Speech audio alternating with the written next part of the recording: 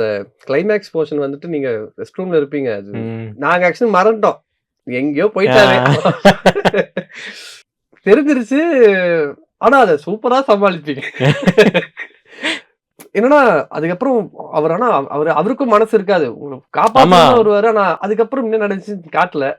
ஆமா. அது ஃபர்ஸ்ட் வரமே சமாளிச்சுட்டு வர மாரி தான் வருவேன் நானு. ஓகே. என்னண்ணே சத்தமே கேட்கல. அந்த மாரி தான். அப்படி சொல்லிட்டா நம்பிருவாரு.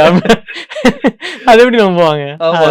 ஸோ அத சமாளிக்கிற மாரி சிச்சுவேஷன் நான் காட்டாம இருக்கிறது வந்து அது அவங்களோட கால் தான். Directors call okay. தான். இன்னொரு வந்து ஆடியன்ஸ் கிட்ட விட்டுறணும். ஆடியன்ஸ் கிட்ட விட்டுறணுன்றத தாண்டி not every questions has to be answered அப்படின்னு சொல்லி ஃபீல் பண்றாங்க.